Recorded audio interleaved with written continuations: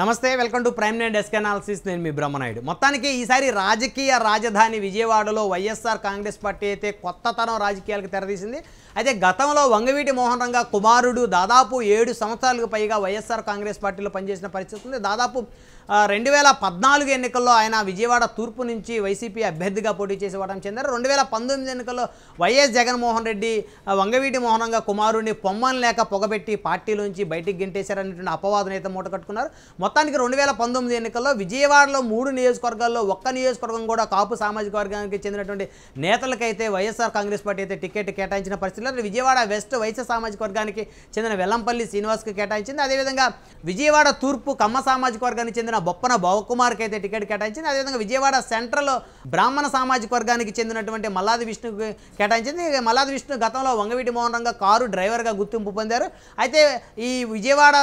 3 నియోజకవర్గాల్లో కూడా కాపులకి టికెట్లు ఇవ్వలేదనేటువంటి ఒక అసంతృప్తి అయితే కాపు సామాజిక వర్గం నేతలకైతే వైఎస్ఆర్ కాంగ్రెస్ పార్టీ మీద ఉన్నటువంటి మాట వాస్తవం అయితే వైఎస్ఆర్ కాంగ్రెస్ పార్టీ ఈసారి ఎన్నికల్లో ఖచ్చితంగా గెలవాలి అంటే ఖచ్చితంగా కాపులకి ప్రాధాన్యత ఇవ్వాలనే అంశంతో విజయవాడ సెంట్రల్ నియోజకవర్గం నుంచి కాపు సామాజిక వర్గానికి చెందినటువంటి నేతలను బరిలోకి దింపే ఆలోచనలు అయితే వైఎస్ఆర్ కాంగ్రెస్ పార్టీ అధిష్టానం ప్రయత్నం చేస్తుంది ఇప్పటికే విజయవాడ సెంట్రల్లో నుంచి ప్రాతినిధ్యం వహిస్తున్నటువంటి గతంలో విజయవాడ శాసనసభ్యులో పనిచేసిన వంగవీటి మోహన్ రంగా గారి కారు డ్రైవర్ ఎవరైతే ఉన్నారో మల్లాది విష్ణు ప్రస్తుతం ఎమ్మెల్యేగా ఉన్నారు మల్లాది విష్ణు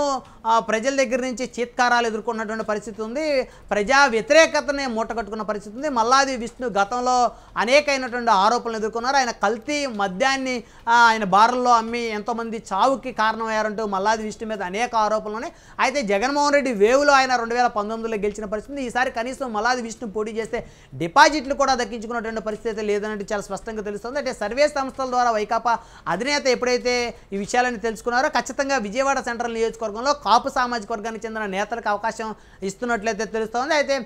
గతంలోనే కాపు సామాజిక వర్గానికి చెందినటువంటి తోట శ్రీనివాస్ ఇక్కడ నుంచి ఎమ్మెల్యే టికెట్ అయితే ఆశించారు దాదాపు 30 సంవత్సరాల పైగా విజయవాడలో తనదైనటువంటి